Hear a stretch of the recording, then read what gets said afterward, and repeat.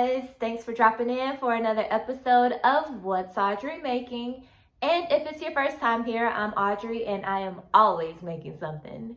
So a few people have been in the comment section asking me, when am I going to be making Christmas videos? Well guys, today is the day. So today we're going to be making Christmas ornaments.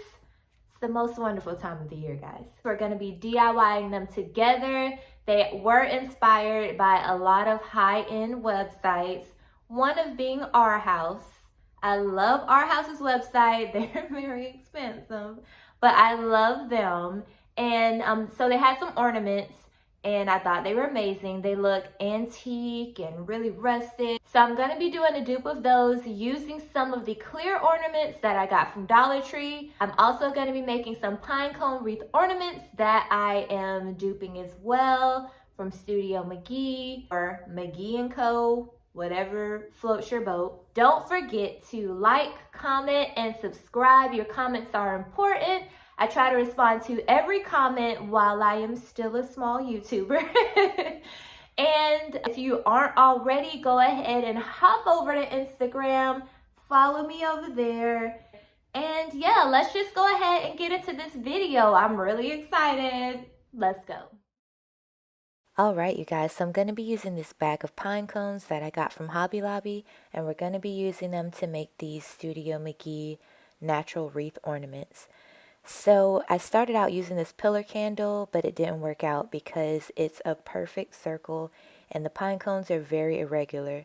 So when I tried to glue them together, it just wasn't working out. If you try it, you'll understand. So instead of doing this, I used the pillar candle to draw a circle, and I used the circle as a template to match up the pine cones, and it made it a whole lot easier for them to fit together given how irregular they all are. So each one of the wreaths wound up being about 10 pine cones, and this worked out perfect because I glued them together in twos, and then after I did that, I went back and glued the set of 2 pine cones together, and it made it a lot easier to glue the pine cones in a wreath shape. Now also, I'm not sure if it's a type of hot glue that I was using, but I would definitely strongly suggest every time you glue the pine cones together to kind of pick them up and blow on them to cool them down, because we're going to be moving through this pretty quickly and you want to make sure that they're not slipping apart. And even though the glue dries fast, it just really helps out a lot to cool it down.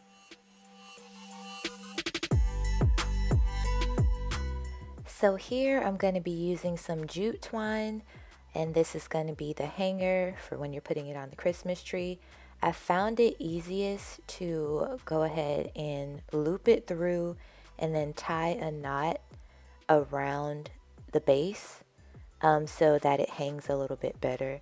When I just tried to loop it through like regularly, it was weird.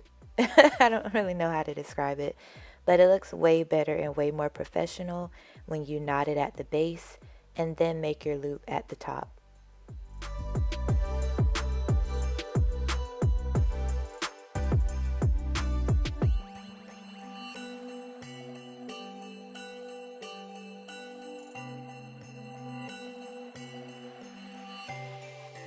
Alright, so next I picked up some of these big clear DIY ornaments from Dollar Tree, and we're going to be duping these Arhaus ornaments, and they were so pretty, like I had to do it. So, for starters, I'm going to be taking my measuring tape, and I'm measuring from the top of the ornament down to the bottom. There's going to be like a little notch there, and you'll see. What I did from there was I took that measurement and I folded my tape in half to get the middle point. And from there, I'm going to be using that midway measurement, and I'm going to be making tick marks all the way around the ornament, and I'll go back and then I'll use those as a line of reference to make kind of like an equator line around the ornament. So this next measurement depends on your preference. Just from judging the Arhaus ornament, I saw that the circle around the top was a lot smaller and it gave more space towards the middle of the ornament. So I just decided on this measurement because again, we're going to be making the dashes, and from there we're going to be using them to make another circle. You're going to take that exact same measurement and do the same thing on the top.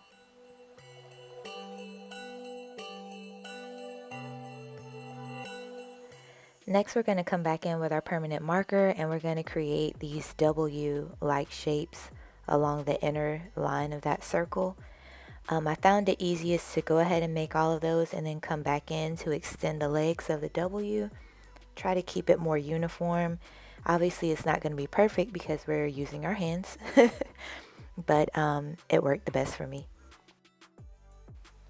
So this is how it turned out, and then I went ahead and flipped it over and did the same thing on the opposite side.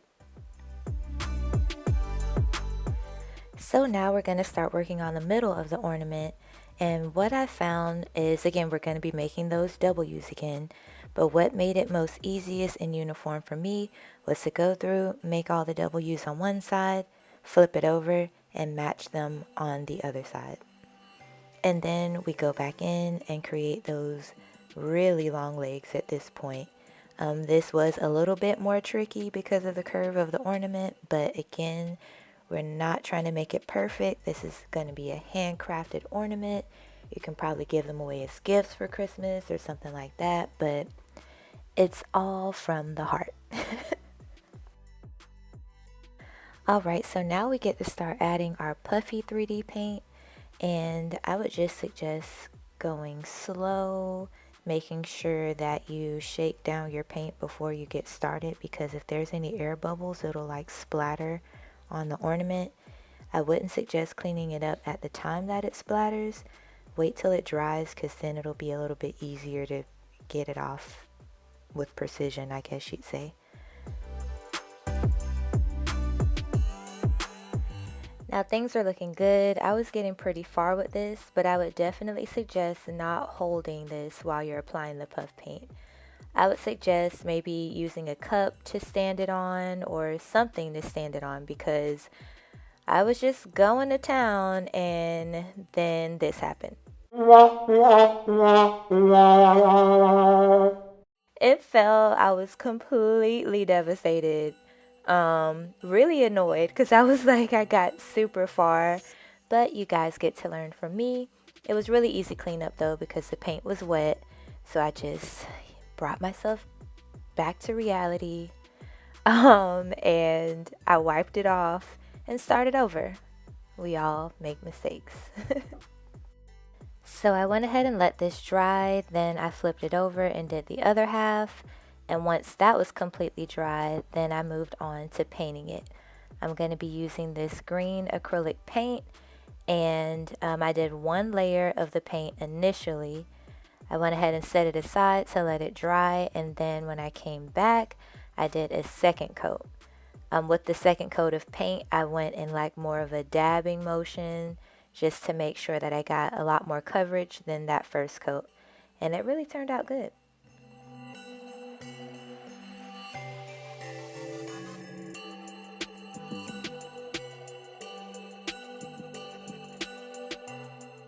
So here's how it looked completely dry. I thought it looked really nice just at this point, but again, I wanted to go ahead and mimic that ornament that I saw on Arhaus. So I took some of my white mortar that I've used in a couple other videos. If you're not familiar, I'll go ahead and put a picture of it here. And so I went ahead and just mixed up a little bit of it with water until I got kind of this consistency that you see here. And I'm just going to go ahead and rub it in my hands and rub it all over the ornament. So I started out light with the mortar because I was nervous about messing anything up. But after getting into it a little bit more, I just started slathering it all over it.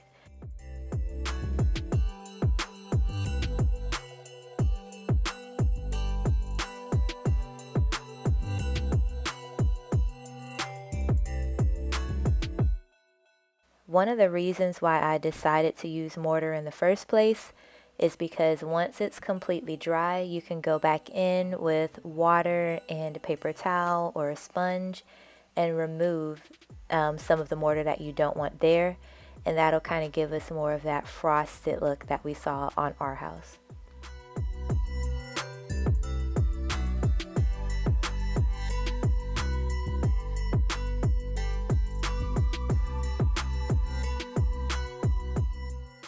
So prior to seeing these ornaments online, I never really thought to use this technique before, but I really liked it a lot. I mean, you can use whatever color you want as the base and then build at that mortar and then wipe it away. It just gives it a really pretty and antique look, and I think it really pairs really well with the that deep green.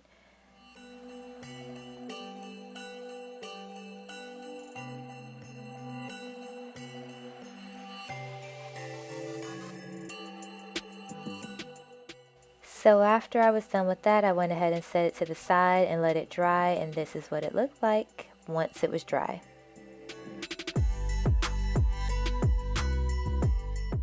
Now the original ornaments had a bit of like an antique look to the caps on them, so I kept the caps from the ornaments from Dollar Tree.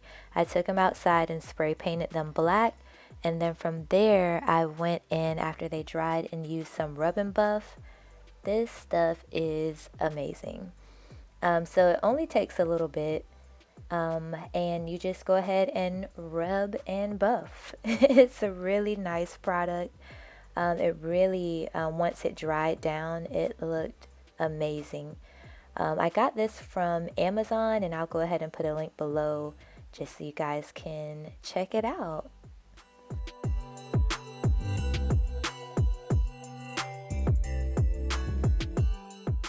Now the directions say that you can use your finger, but I actually liked it better when I used like a paper towel.